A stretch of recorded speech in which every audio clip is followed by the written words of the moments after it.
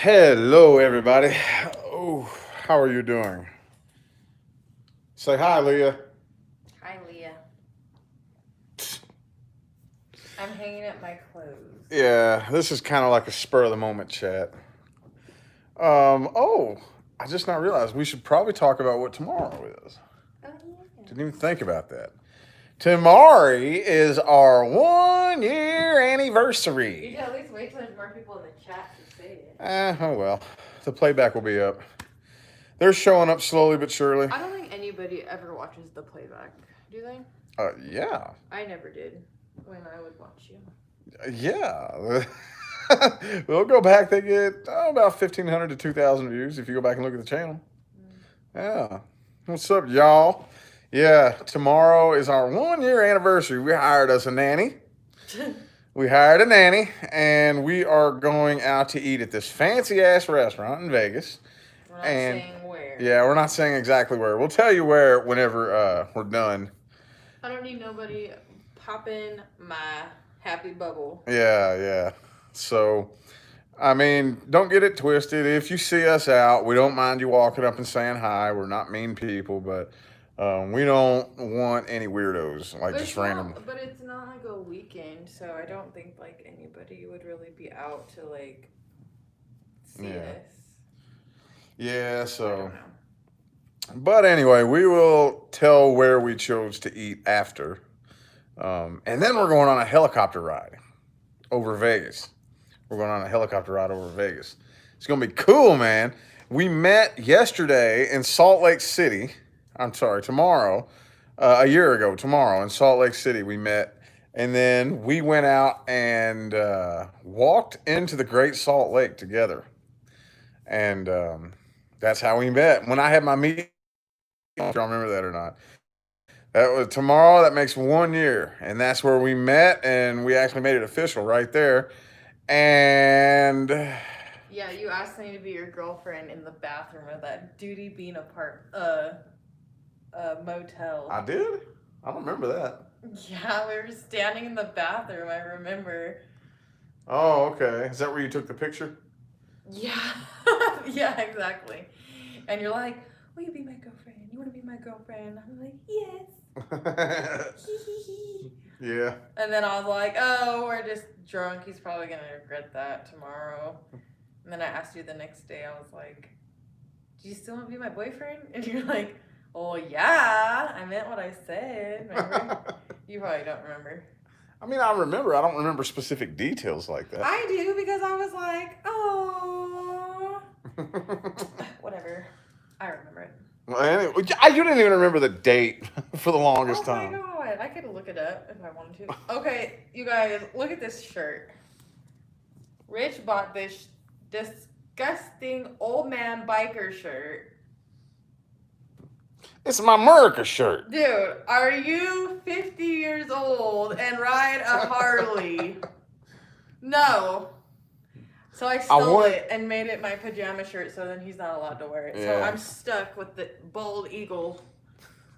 I wanted a Freedom Eagle America shirt. Yes. America shirt with a Freedom Eagle on it.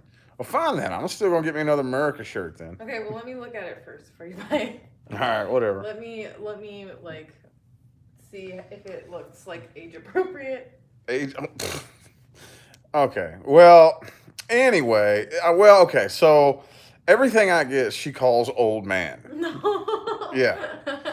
Well, okay. So that, I get what you mean there. That does look like an old biker dude, 50-year-old. But anything nice. I like nice shit, you know? Like the steering wheel cover. It's all, I got a steering wheel cover. Wood. It looks like wood. No, it's like kind of like a steering wheel cover that looks real fancy, like wood finish type. No, it looks like an old And she says it looks like old man. Oh, the inside of your car looks like an old man's car now. I'm like, no, it doesn't.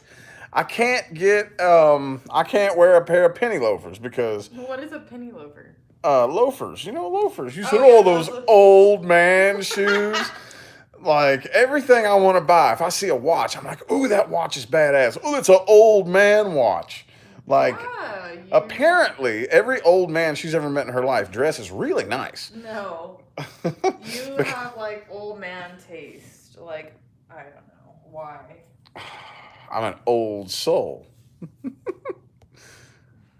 Anyway, sorry, I'm not trying to ignore comments. No, it's not an old man car. My car is a 2020 Mazda CX-5. Hers, she drives a 2019 Mazda 3. So, no, it's not an old man car. It's actually a neat little, sporty little SUV. I think it's cool. I like it. I like my car.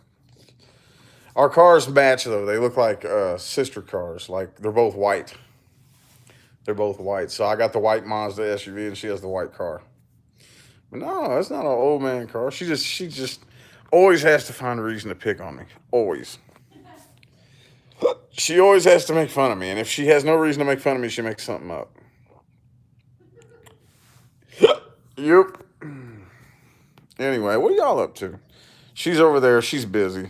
But I figured, let's do a little chitter chatter. I'm going to try to get video footage tomorrow on the helicopter ride, too. That's going to be awesome. What's up, Curlin? How you doing? I'm going to try to get some video footage tomorrow. It's going to be fun.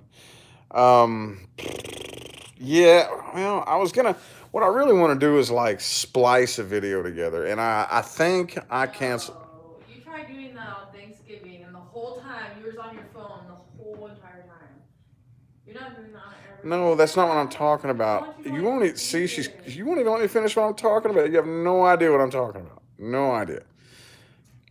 Anyway, I want to take a little bit of footage from the meal, wherever we're eating, and a little bit of footage from the helicopter ride and make like a 2-minute video. She's talking about one Thanksgiving for the Thanksgiving, we were doing this trip to California, and I got a whole bunch of footage. And I was going to go through and splice this big, long, and it turned out like 30 minutes long. It turned out, no, it was more like an hour long. Oh, fuck. Like, and this was all just different little clips. I would just take little clips. No, you took long clips. And I didn't know I had that much footage. So I ended up not doing it. I scrapped the project. But that's not what I'm talking about. What I'm talking about doing is just getting like maybe 2 or 3 minutes of footage from when we're eating, and then maybe 2 or 3 minutes from the helicopter ride. Okay, I can handle that. But you were like on your phone the whole entire time on Thanksgiving, and I was like, you're not even like embracing like the moment. You're just like too busy recording everything. She exaggerates. No. She's exaggerating. Finally, I have some chonies. I had no chonies. Chony balonies, chony balonies, chony balonies. Anyway, how y'all doing? Let's see. There's no way I could be the only person who waits till I'm on my last pair of chonies to do my laundry. What? I said there's no way I'm the only person who waits until they're on their last pair of chonies to do their laundry. My hamper is full in there. That's because you change your clothes like 5 times a day. No, my hamper's just full. I just haven't done any laundry. I could have sworn you just did laundry. No, it's like a week ago.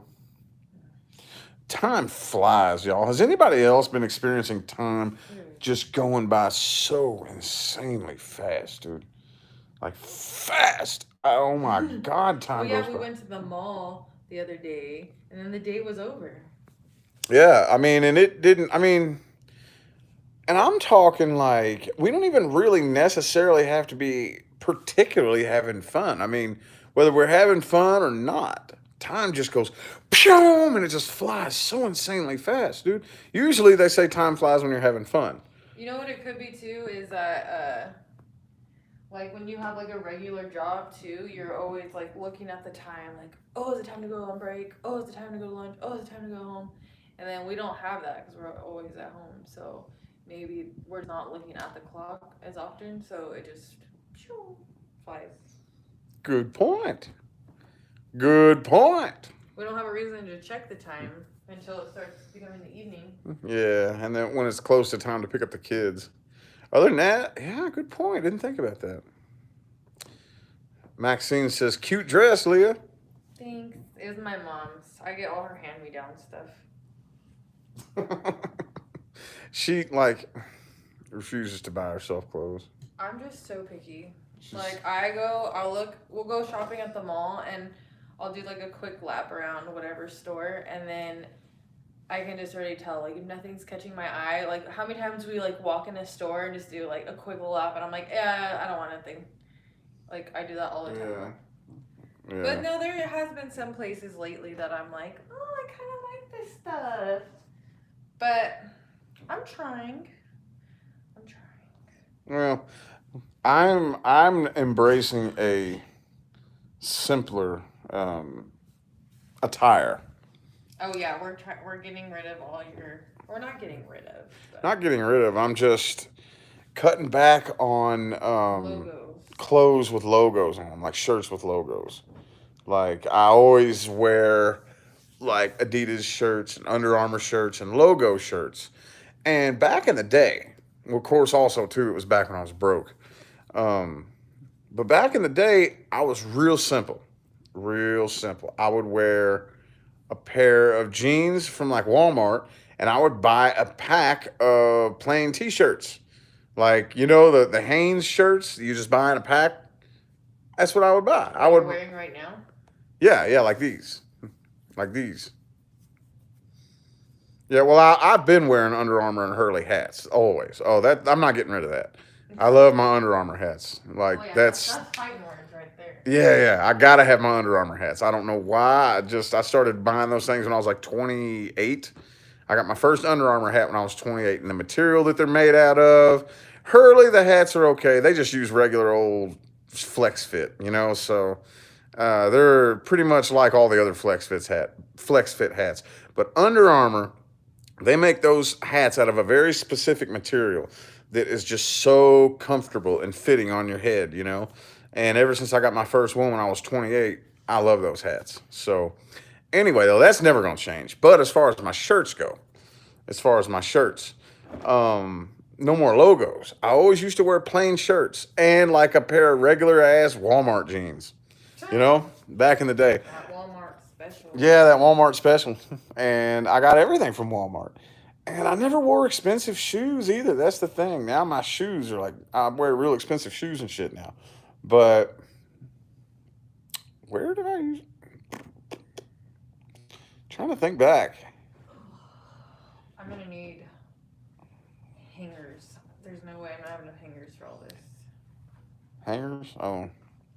But what your hubby wears? Yeah, that's the good old days. Tell them about your octopus obsession. My what? Your octopus obsession. Oh. Well, apparently my body reacts to a certain sea creature in a Go on. Why don't you finish telling? I hate when he eats octopus because Because why? Because he farts so much and it's loud. I've been getting woken up in the middle of the night to these loud, freaking squeaky farts. They're long too. They're not just like a quick one. It's like a long, and it has bass to it. It's like So yeah, we. Oh no, because we went and got pokey like two days ago. Yeah. Yeah, like 2 days ago we went and got pokey and he got octopus and his pokey and then was it yesterday? You would not stop like every 5-10 minutes it's just like these abrupt farts out. Seriously. It was scaring me for a minute. Yeah, after a while you're like, I'm scared. I knew that Octopus did that to me because when we first got together. Oh. When we first got together up in Idaho, there was this grocery store that sold. They had you ever go into a grocery store where you walk in, and right there at the entrance there will be this weird little sushi bar, but the people are sitting there making it. It's like there's actually people. I've only seen that in Idaho, but No, there's one here. Where is it? What grocery store here? I have no idea. Oh, I just went into it the other day. I forget what place does that here, but It's anyway, so anyway, you walk in and there's this. It's like a sushi bar in the grocery store. It's weird, but they package it up, but they sit there and make it right in front of you, and then they date it and time it, so it's real fresh sushi. But they also would have baby octopus salad. Some of y'all, if you've been following us for a long enough time, you saw where when we're in that hotel. yeah, we were in the hotel and I was eating the little bitty baby octopuses, little whole ones. They were whole. They had the head on them and everything. And I would eat those things and I would just fart. Oh my, dude. Ooh, I would fart. And they stunk. Yeah. But like, okay, yesterday you were like, it was funny because you were like scared because we Yeah. forgot that you ate that. Yeah. We forgot he ate the octopus and we're like trying to figure out what did you eat. And remember we made that video last night and I'm like, what did you eat? Oh my god! Because Yeah. you recorded it. Yeah. And then today we go eat at this seafood place. Stupid me. And like their theme is like octopus.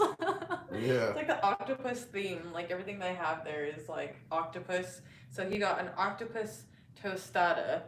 What was that place called? I forget. I don't know. It was like a weird Spanish name. It was this weird like Spanish place right there in Vegas, like right next to the Stratosphere.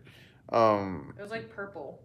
Or blue. Yeah, It was blue, I think. Like a little blue building. It's kind of like a little hole in the wall. It's not a big fancy restaurant. It's like kind of like one of them little hole in the wall joints. And it's like this little seafood place, you know? Oh my god, we're gonna be out at our fancy dinner tomorrow, and you're gonna get the case of the bubble guts. Because they usually hit you. We're gonna be on the But I ate helicopter, octopus again today, and you're too. gonna be farting in the air. Oh. Tomorrow, I'm going to try caviar.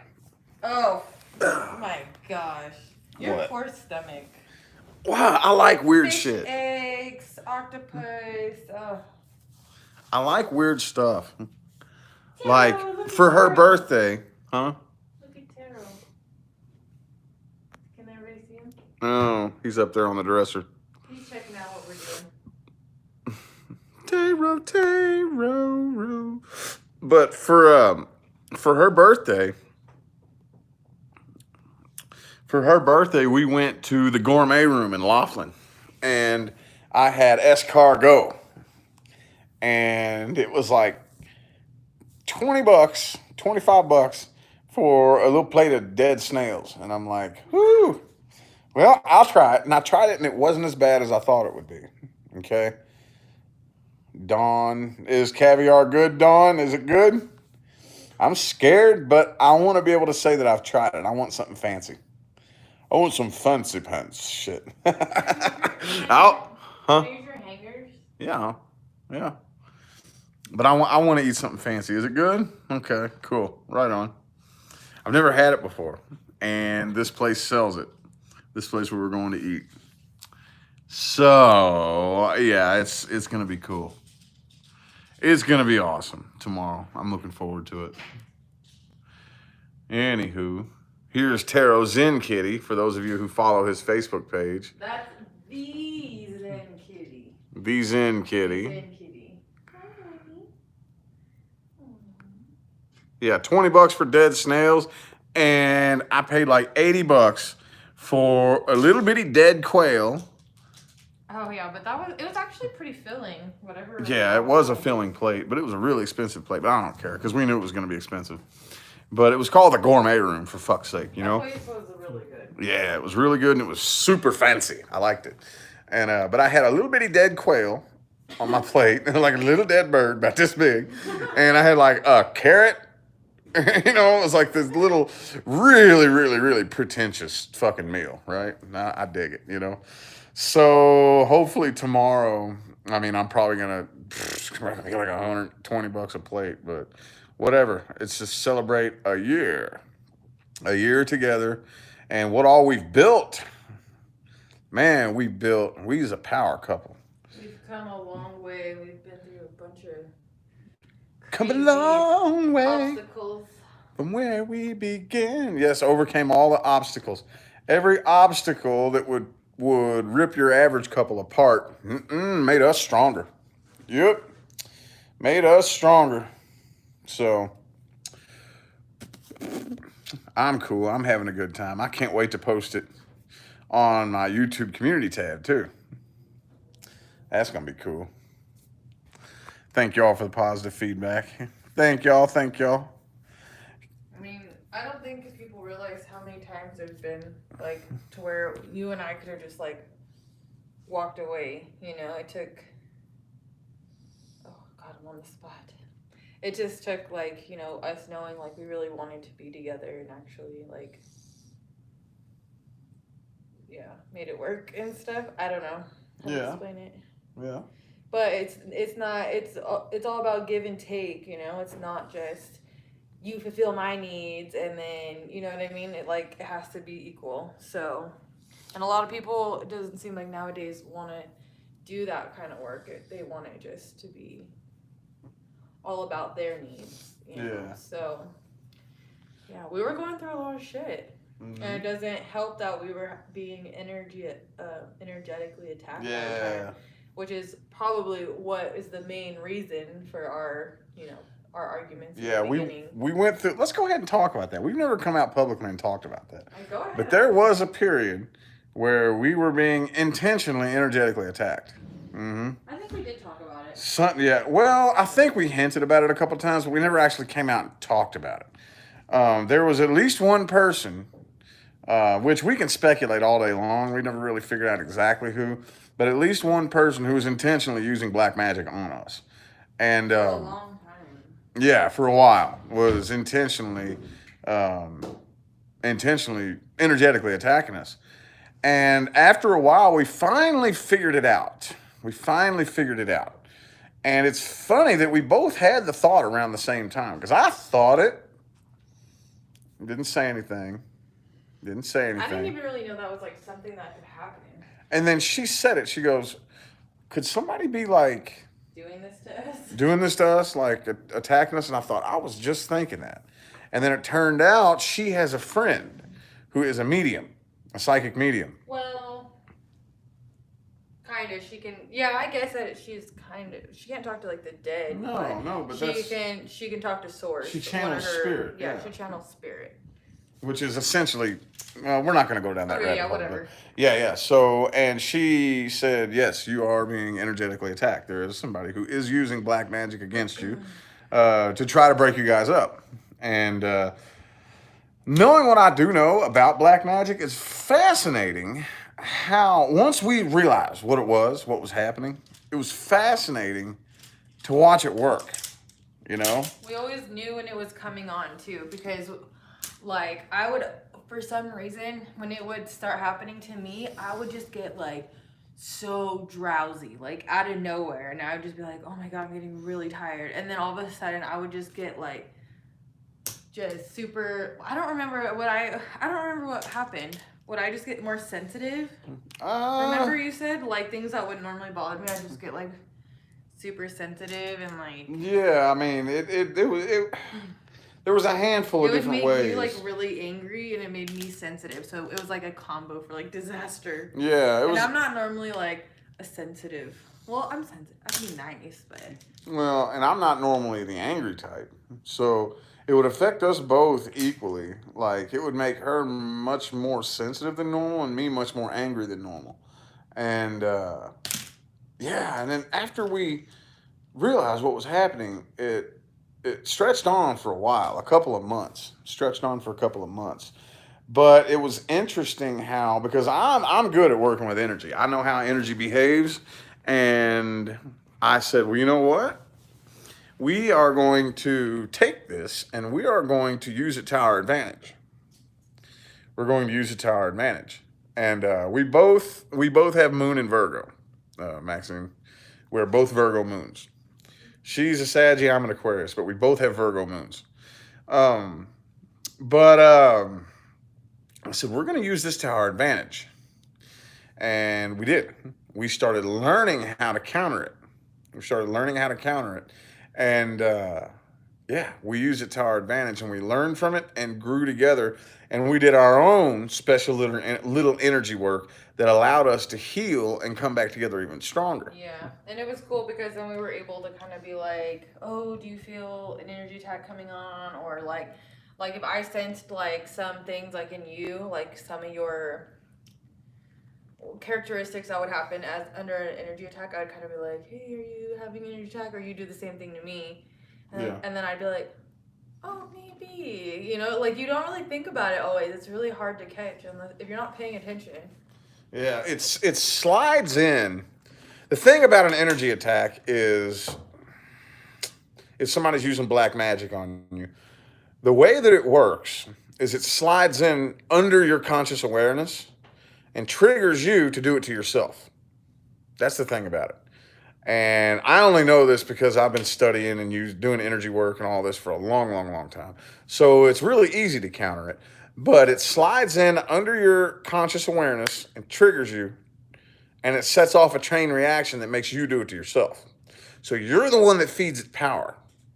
And a lot of times when people learn they're being energetically attacked, that gives it even more power because they get scared, they get scared of it, which fuels it.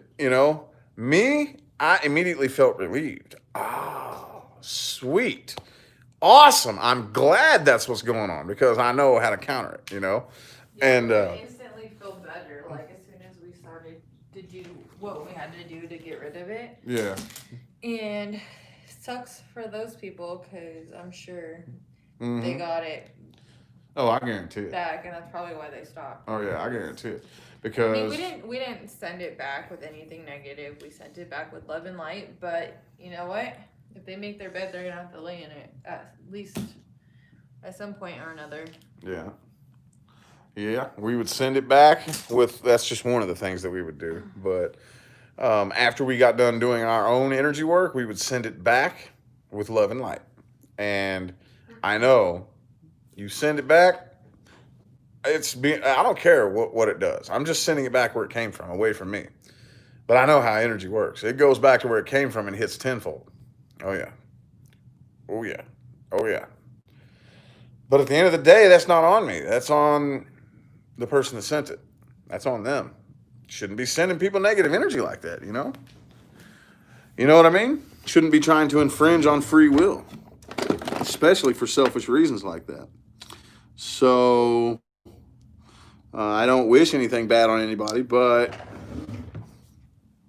you get what's coming to you. So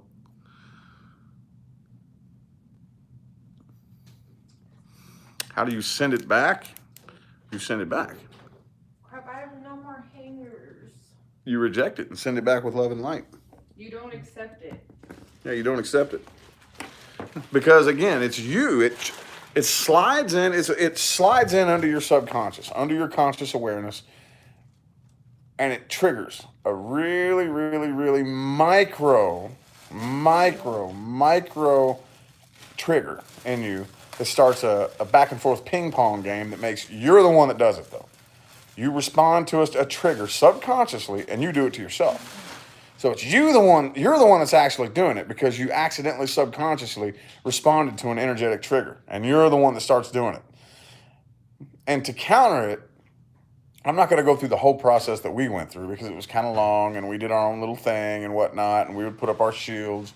But to me, I don't know, I just felt immediately as soon as we would acknowledge what it was, that would kill it. That would weaken it. That would take away half of its power. As soon as we would say, hey, hold up, energy attack. Oh, yeah, okay. And we fought against that for, what would you say, about 2 or 3 months, right? I think it honestly started happening as soon as we got together. Yeah. There was a lot of hate being thrown at us from the minute that you and I met up, Yeah. And then I think I even remember on New Year's even having some kind of feeling upset. Oh, you mean before we went and got the kids? Yeah. Yeah, it was still going on then too, wasn't it? Yeah. Yeah, it went on for a minute. It went on for a while. It went on for a minute. Probably But it was 6 months. Yeah. But it was really intense, I would say, for probably the first 3 or 4 But months. we also, at the time, we weren't really burning sage, so you had a lot of energy just from your tarot decks. Yeah. Too. Hey! What the heck?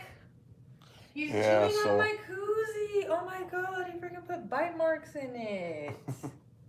Yeah. This cat eats everything. He chews on my sandals. He chews my plants. He just chews my koozie, but he won't eat his food. Yeah, but anywho though, that's some behind the scenes trivia that we haven't really publicized.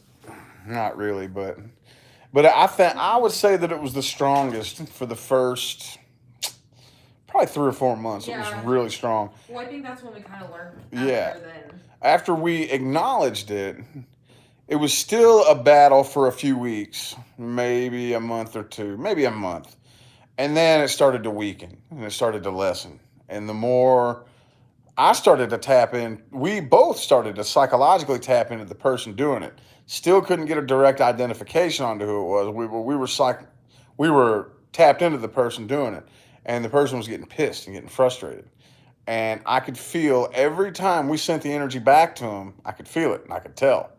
And this person started getting really irritated that what they were doing didn't appear to work, or at least wasn't working out in their favor the way they wanted it to. And they were starting to get irritated and pissed off, and it was starting to go back and affect them. And then the frequency started to get really weak, okay? And it started happening less and less and less and less. And now, I wouldn't say it's happened. I noticed it. How long? Well, I do have to be careful now that I'm selling jewelry. Yeah. Because a lot of my energy is in the crystals. Don't get any ideas, you guys. Don't be mean, okay? Because guess who has to deal with it? Guess who it gets taken out on? And guess who doesn't deserve it? But guess who knows how to send it back to you? Yeah, we both do. But it's not worth it, I promise you. I've actually had to do it like the other day. Oh yeah. Yeah. So you felt something the other day? Yeah, I did. I didn't say anything though, because I wasn't too sure. But I felt better after I did it. I mean, regardless if it's somebody doing like black magic on you or you just feel some type of like negative, icky energy, I think it works for anyone. Well, I mean, also too, when she's going through her awakening right now. Like her awakening. She is popping wide awake. Like she's and it's happening fast. I wouldn't have been able to handle it that fast. Like it was a slower process for me than it is for her. And when you all of a sudden pop wide awake like that, you're vulnerable to energies from all over the place, until you really, really become familiar with these new frequencies coming in and whatnot. You're vulnerable to it, and it could be anything. It doesn't necessarily have to be somebody intentionally throwing it at you like what we did experience. You could just accidentally pick up on the next door neighbor's bullshit, and it fuck you up really bad. That happens sometimes, But anywho, I'm gonna try to get comfy. Here we go. There we go. Boom, boom, boom, boom, boom, boom. To feel and sense someone remote viewing you, possibly. I'm sure you could. I mean, at the end of the day, these are all things that we all have the ability to do. These aren't magical superpowers. These aren't special gifts. And it always drives me nuts how people refer to them as gifts. Like remote viewing and telekinesis and telepathy, and you'd be able to, empath and all this. Because I always describe it like mankind is like a giant, huge flock of birds, okay? And if you take this big flock of birds and you raise them in a cage and you indoctrinate them to believe that they're supposed to keep their wings nice and trimmed so that their wings are nice, and if they don't do that, then they're dirty and nasty and messy and they're irresponsible. Well, every now and then a bird just looks around and is like, this isn't right.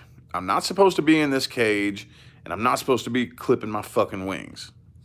And all the other birds are laughing at him and making fun of him and telling him he's crazy and this and that. Well, he finally says, man, fuck y'all. And gets out of the cage and starts flying around. And then everybody, all the other birds look up at that bird and say, oh my God, he's got superpowers. He's gifted. You know? No, the fuck he's not gifted. We're all born with these abilities. You've been programmed to ignore them. You've been programmed to believe that the stuff that goes on inside of you is bullshit. And you've been programmed to not trust what happens inside of you, you know? So, yeah. Some people are like, it just really depends on what you're programmed with and how you're raised and what you're raised and taught growing up, you know, is what it really depends on. I was raised Methodist Christian, is how I was raised. So I was raised in a religious household. Other people aren't. Like Leah, I think, see, she was raised, these concepts weren't all that foreign to her, you know, universe and manifesting and things like that. To me, I never stumbled across any concept remotely like that until I was in my late 20s, you know. I'm in my early 30s now. So I wasn't raised with it. She is having even though I don't really think the awakening path is easy for anybody. It's rough and very uncomfortable. But to what degree, I think depends on how indoctrinated you are into other beliefs, you know? Because, and I think the less belief systems that you have to unwire, the less, I can't say less uncomfortable or the more, I don't know, the less difficult the path is. Let's put it that way. You know what I mean? Having a hard time finding words. I'm really tired and drained. But yeah, so she doesn't really have as many old indoctrinations to undo, which is really uncomfortable. That's the part nobody wants to do. Everybody always wants to try to fit their beliefs in with it, you know? Because the process of taking a belief that you have confided in for so many years and shred it and throw it in the chipper, and that's not comfortable. Nobody wants to be faced with anything that goes against what they believe and have to undo their belief system, but that's what awakening is all about. And I kind of trailed off. I tried to tell you, Nevaeh said, I was messing around with her, and I said, what if we die on our helicopter ride tomorrow? Just like playing with her, and then she's like, I don't want you to die, because then what if you see the devil? And I'm like, I was like, the devil's not real. Like, I'm like trying to like, she's like, I read it in the Bible. And I'm like, Nevaeh. Like, well, it's hard to explain I don't that. think that's like true. I don't know. No, I personally don't believe in any of that. It's not. Now, there is a dimension out there that is hell. It's a dimension. We created it with our belief systems. And on the other side, we have given that so much power that there is a dimension where that exists, where lots of people go after they die, depending on their beliefs, because we have fed it so much power that the creative entities on the other side had no choice but to create that for us. Well, all the more reason for me to tell her that it's not real. So yeah, but it's not a permanent place you go to when you die. It doesn't exist that way. Most of the people that go there, and heaven's the same way, and there's many different versions of heaven and hell. But you go there, and then as you begin to, because right after you die, a lot of times you're still in amnesia. You don't know what's going on, you know? And they realize, wait a minute, what am I doing here? This is stupid. And they leave, you know? So, but anyway, yeah. At least the kids hear us talking. They do. And then you hear them kind of saying stuff like that post you made, how the girls are always like, or like Amy will be saying something like, oh, I want to go here. I want candy or this. And Nevaeh's like, why don't you just manifest it? Yeah. And then so we're trying to like teach them about manifesting, and I think Nevaeh's kind of getting the hang of it because she was wanting to stay home for like ever. She's like, I don't want to go. I just want to stay at home.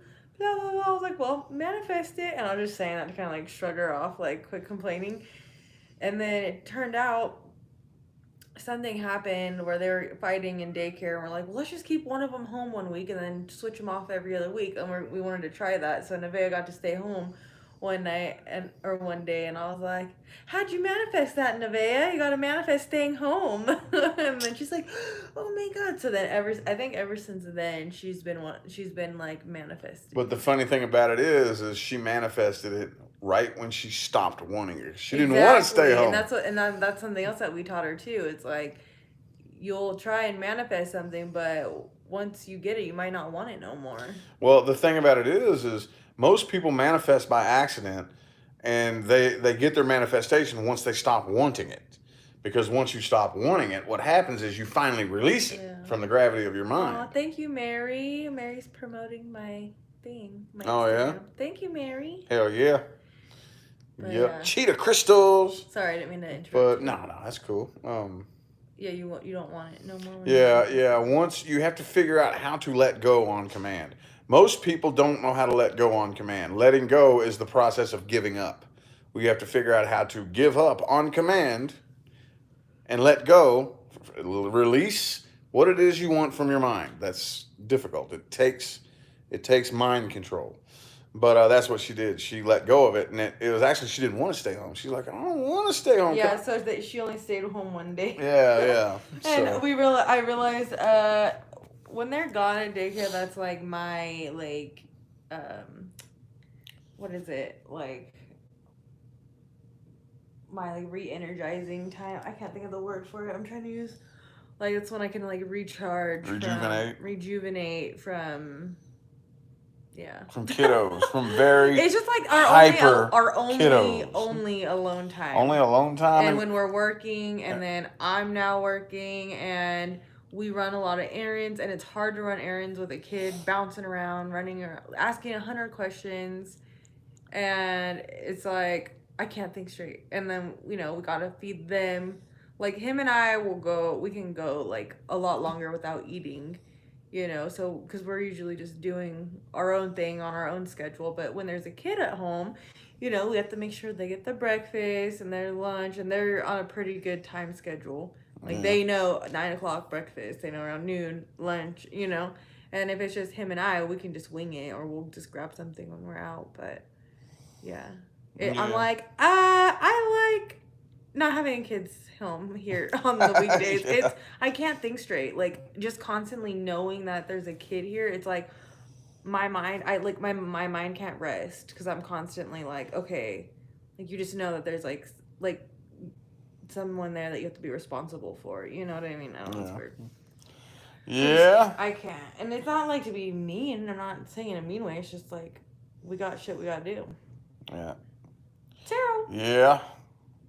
My kids can drain you. They are very high vibrational prism children. Okay? Yes. And yeah, there's not much you can do to knock these kids' vibrations down. It just doesn't work. There is no lowering their vibration. They're just so high vibrational, high strung. And they always have been. They've just always been that way, But they have come such a long way since we first got them on New Year's Day.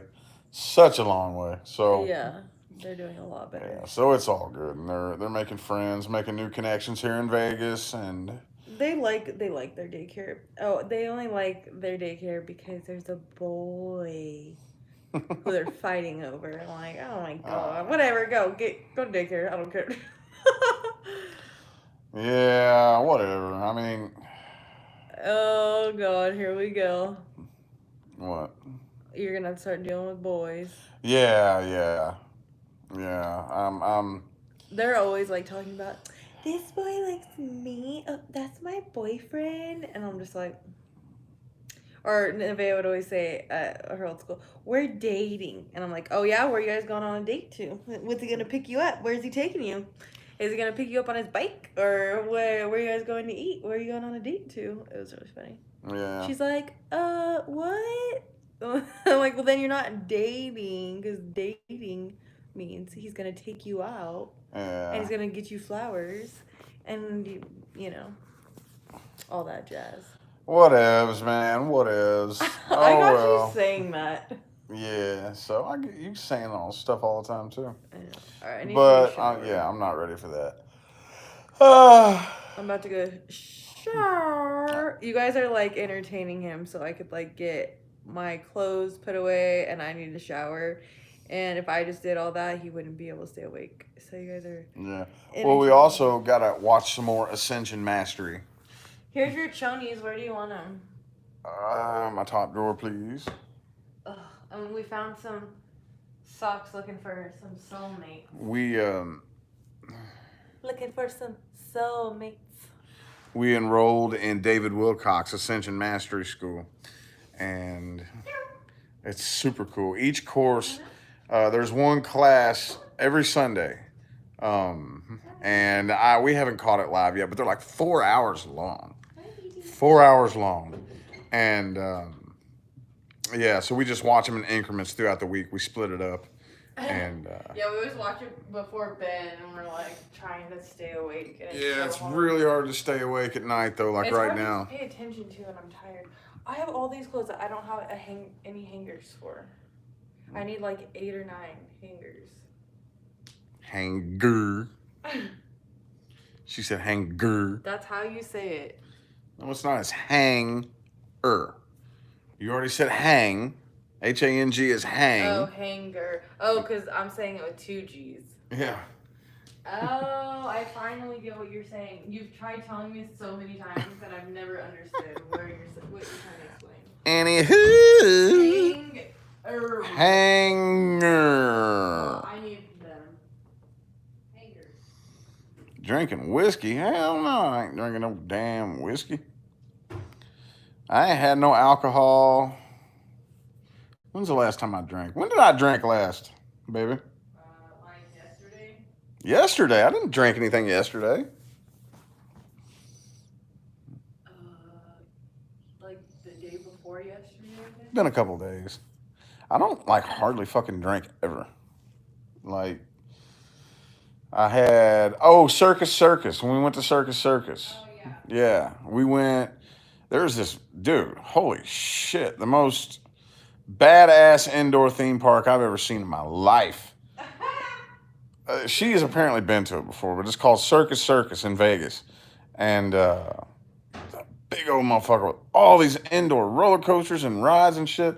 Well, I had some drinks that night, and I've probably drank like 4 times in the last month. No, you drank a lot more than that. I've drank more than that?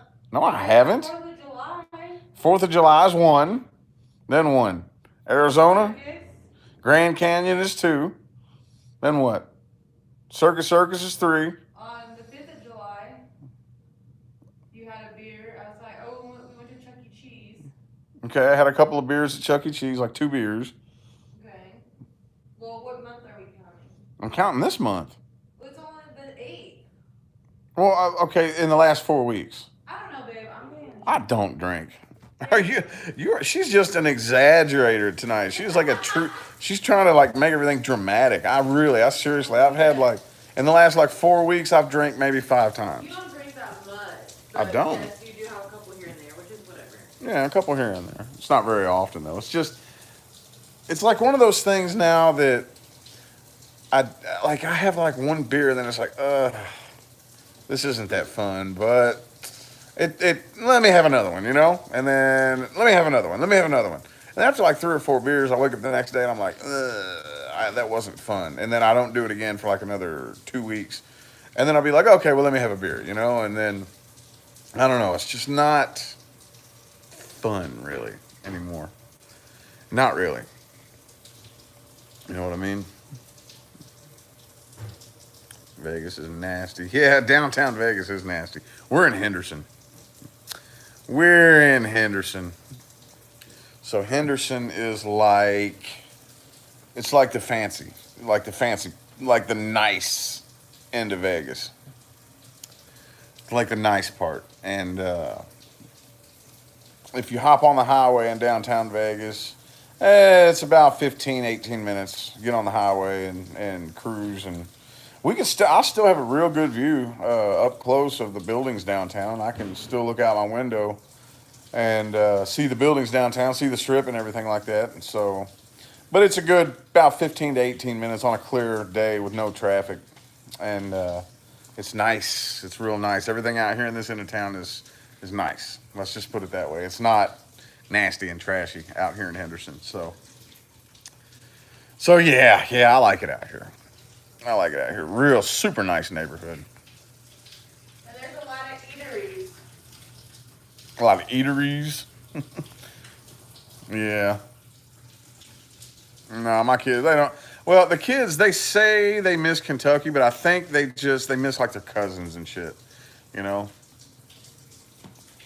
I know that they have a cousin, and Nevaeh was talking to her the other day, and she cried because she missed her. But yeah, that they were in one of these days. That's another one of those things that I'm not really going to publicize a whole lot right now. Not for any particular reason. It wouldn't hurt me. It's one of those things that it's just principle that matter. Like the principle that it's just should be kept private. You know what I'm saying?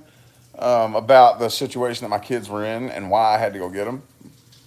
Most of you could probably guess it was not a good situation that my kids were in. It was very bad. They were in a, probably figure it out. yeah, y'all could probably figure it out, you know, just by guessing. But they were involved in a very, very bad situation. Okay.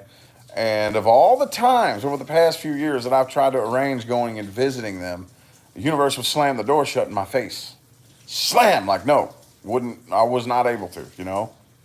And long story short, all of a sudden, universe opened up the door right at the last minute too, right before all this coronavirus horse shit and the lockdowns and all this.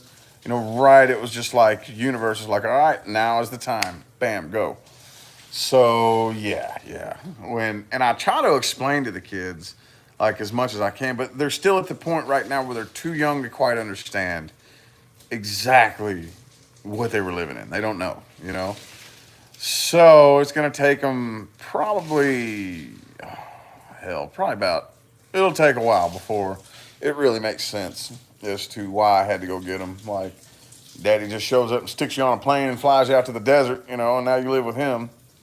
So, yeah, it was divine timing for sure. For sure. I mean, huh? Can you put the phone down and bring me a razor? A razor? All right, hang on, y'all. Don't bring the phone. I'm not bringing, what the fuck, dude? Huh? I'm not. Oh, okay. Are you serious? She's in the shower, and she's afraid I'm going to take the phone in there.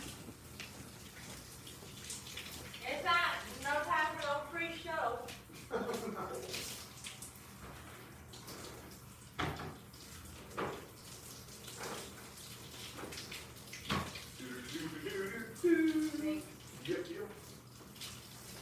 Anywho.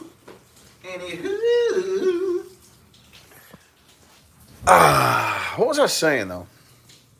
You're talking about flying the girl out here. Yeah, but I was making a point. I was getting to a point, and then, Gotta go on the plane with daddy. I haven't seen him in 4 years. huh? I said what? What? I said what? You said the girl is getting on the plane with her daddy who they haven't seen in 4 years. Well, yeah, I guess I was just explaining how it was divine timing, and Oh, how it's last minute. You literally got him at the last minute. yeah. Oh, I remember what I was gonna say.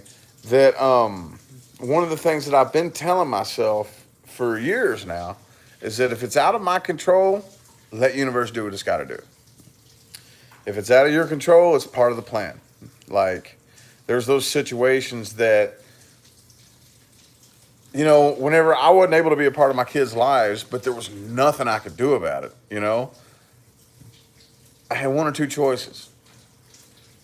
And I've been studying law of attraction long enough to know that if I focus on that or anything that drags my vibration down, I'm not going to be able to manifest anything big like I want to, you know?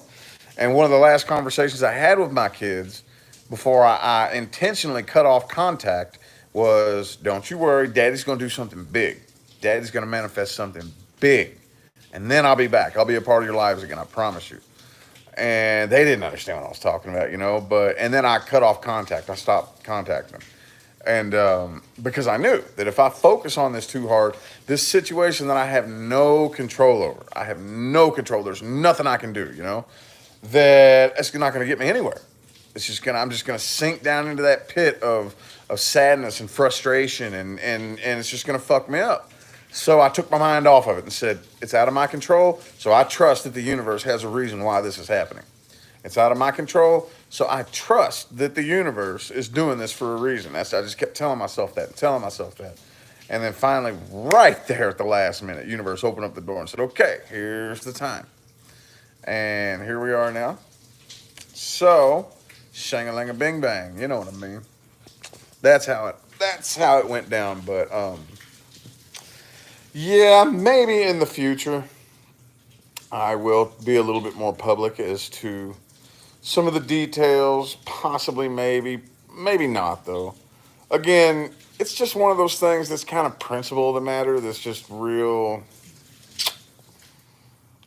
what's the word?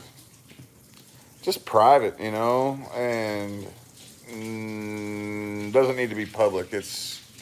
I don't really know any other way to explain it, you know. It just doesn't feel right to talk about it publicly. Not right now. Maybe later, but not right now. Anywho, I have been totally ignoring comments. Not meaning to, though. Not meaning to, but yeah. The most important part in your life. The most important people in your life fight you on it. Yeah. Well, hey, you know what? You can't. If you have people in your life trying to drag you down, you look around. Look around at the people in your life, the people closest to you in your life. If you look at them, the closest people in your life, that tells you where you're headed, where they're headed. You know, the example that I use all the time, and this is one of the things that a lot of the law of attraction gurus that I went to would tell you. Here's the example that I use. Let's say you have Jennifer, right? Let's call her Jennifer.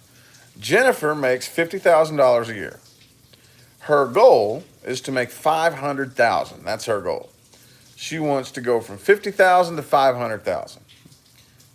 Her mom, the sweetest lady on the planet, I mean, just the sweetest lady on the planet, has never made more than $50,000 a year. And her mom has given her advice on what she should and shouldn't do. And she's listening to her. A $50,000 a year earner is trying to tell you and trying to give you $500,000 a year advice. And she's too afraid, you know what I'm saying, to not necessarily cut her out of her life, but say, okay, well, if you don't support the decisions I make, I can't be a part of your life right now.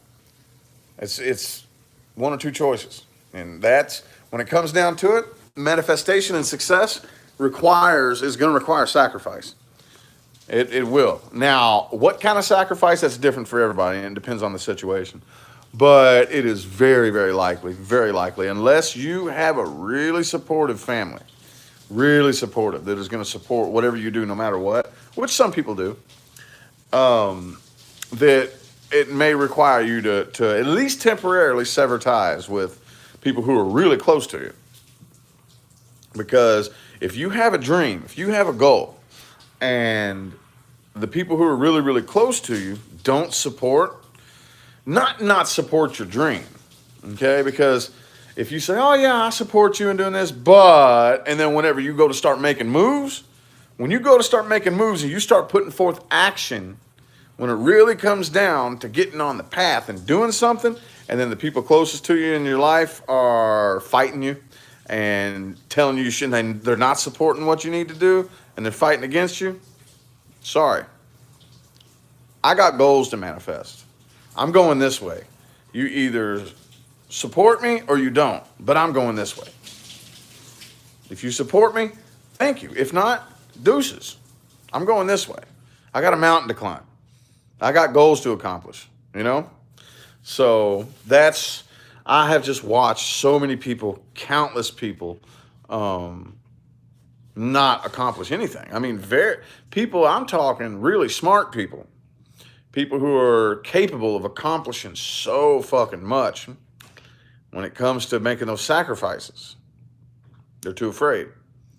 They're too scared to cut ties with family, too scared to cut ties with people who are close to them, friends, relationships. I personally, on my path, even though I knew that was part of the process, it didn't make it easy. I have formulated so many connections with people and had to cut ties with best friends, family, relationships, romantic partners. I've done it all. And the process is scary. It's nerve-wracking and can be very lonely. But once you get to the other side of that, it's rewarding. I don't regret anything. Don't regret anything. Know what I mean?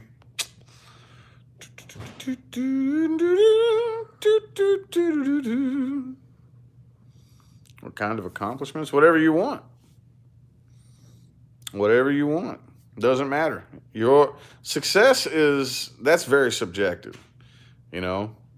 What's success mean to you? The first thing you have to do is define success to yourself. That's the first thing you have to do.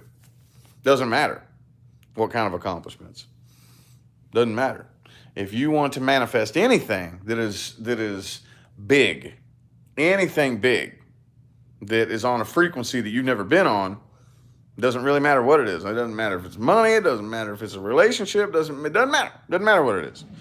But the first thing you have to do is really define, what do you think success means to you? That's different to everybody. And then after you define what that means, you have to say, okay, well, do I believe I'm good enough to make it happen? Do I believe I deserve it? Do I believe I'm capable of making it happen? Okay, those are the two big things that anybody who wants to be successful in life has to do. But it's very important that you spend a lot of time, spend as much time as you possibly can figuring out, what is success? What is it? What is it? What's that mean to you? What does that mean to you? It's different for everybody. That's different for everybody. That is a very open-ended, ambiguous word, success. So yeah, those of you who are on a path of manifestation or whatever, don't leave that part of it out. What do you really want? You got to figure out what it is you want and really narrow it down and figure out why. It's fun. It's fun. It's awesome. One of the most amazing journeys that you will ever get on. Me and Leah were just talking about it. We talk about this all the time, about people who, and I see them, and she's starting to see this, people who get stuck in one spot. And I wish I was exaggerating when I tell you that there are people today who are doing the exact same things that we were doing when I was 18 years old. I have a friend, actually two friends that I hung out with. They're older than me though. One is in his early 40s and the other one is like in his 50s. But back in my party days, they were younger. They were in their 20s and 30s back when I was in my party days as a teenager. They're probably the cool older ones. Remember that I showed you that video of those two people dancing? And I said, I know you're talking about. Yeah. So, and I'm like, oh my God, dude. They are still doing the exact same things we were doing when I was 18. I'm 32. And you'll see that a lot. And for anybody, for those of you who have eyes to see and ears to hear, and really, genuinely are willing to do whatever it takes to take whatever leaps of faith you need to take whatever scary risks and chances that you need to take. I know there's some of you out there, at least one person. Okay, hopefully more than that, but I know there's at least one person that needs to hear this. You'll love it. You'll love it. It's like the baby bird, you know what I'm saying, that wants to jump off the branch and is too afraid. Once you jump off that ledge, you won't regret it. You won't regret it. It'll be one of the scariest rides of your life. But boy, I'm gonna tell you what, it's fun. Mm-hmm. Yep. Yes, Naya. I love Naya. She played a tremendous role in my awakening journey. Like the concepts that I have to be able to explain the nature of the way I explain the nature of the other side, and dude, it's just there is such a huge level of my understanding of spirituality that I owe to her. That I owe to her and her alone, Naya. She played a tremendous role in me being where I am today. Also, too, Everyday Masters played a huge role. He played a really, really big role. And those are two that I've just connected with, okay? So, yeah, three influencers of mine that I have actually gotten the privilege to connect with was Naya's Corner of the Universe, Everyday Masters, and Illust Illuminator, And when I very first started my path, these were all people that I looked up to. I didn't have no damn YouTube channel up. I was just a fan. And I've had YouTube channels up before. I've put videos on the internet many times. But I was just a fan. You know what I'm saying? I was a fan of these people. And to get to I actually met and hung out with Naya. Her real name is Yvonne. And found me through Illust. Yeah. And Illust actually inspired me. Back when I was just a fan, I never even thought about reading tarot. Let alone could I imagine myself doing it. I was a big Illust Illuminator fan. I was huge fan, So, and I got to collaborate with her. I got to do that collaboration video on her channel, which was an honor. I was absolutely honored to do that. That was fucking awesome. And Everyday Masters sent me and Leah some free merchandise. That was super cool. I didn't even think he would notice me. I went to his merchandise store and ordered a shirt, and he emailed me and he said, "Is this the Rich Lop with the Tarot channel?" And I was like, "Dude, Everyday Masters knows who I am."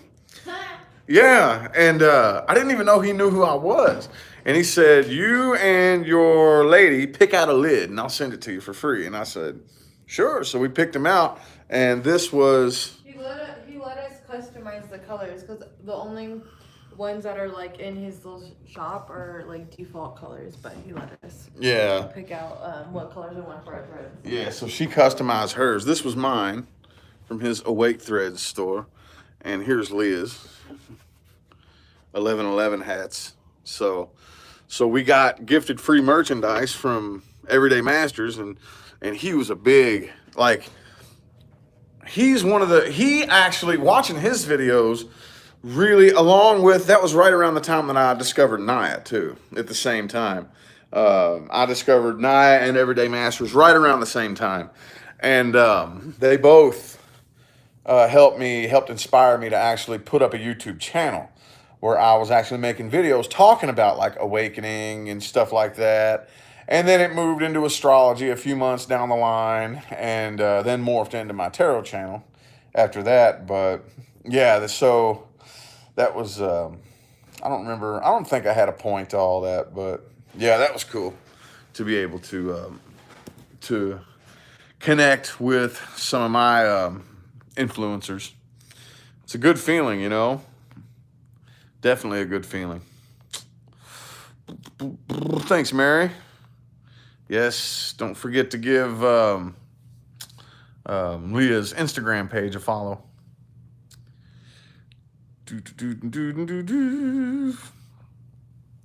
Friends selling weed and doing nothing else since we graduated. Yeah.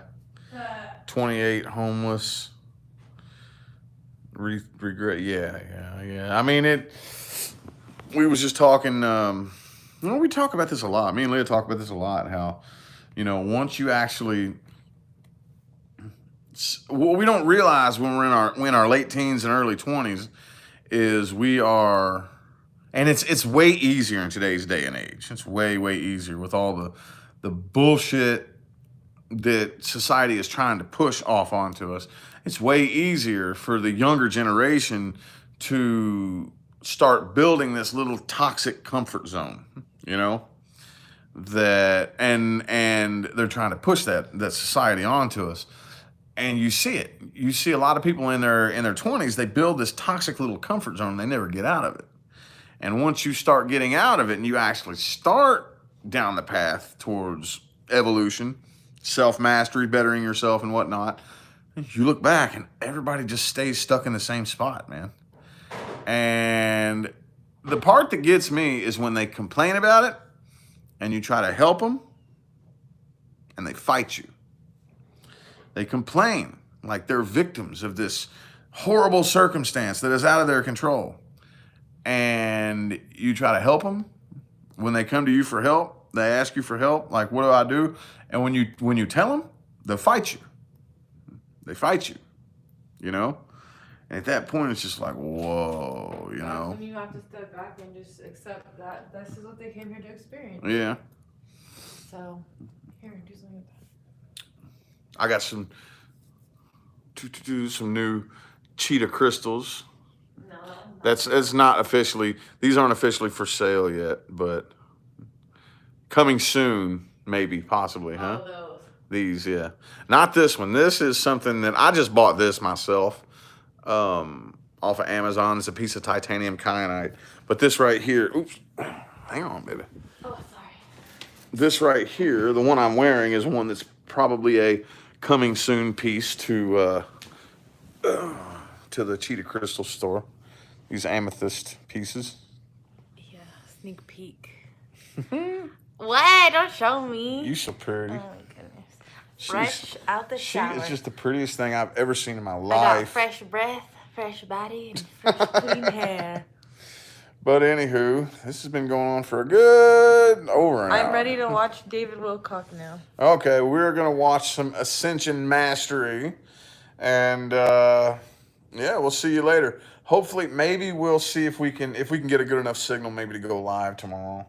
But if not, I'm definitely gonna. It's our anniversary. So. Yeah, maybe not. But I'll definitely be posting some footage, like the helicopter ride and stuff like that. So. Yeah. Anyway, we'll see y'all sometime between now and the rest of all eternity. Night, guys.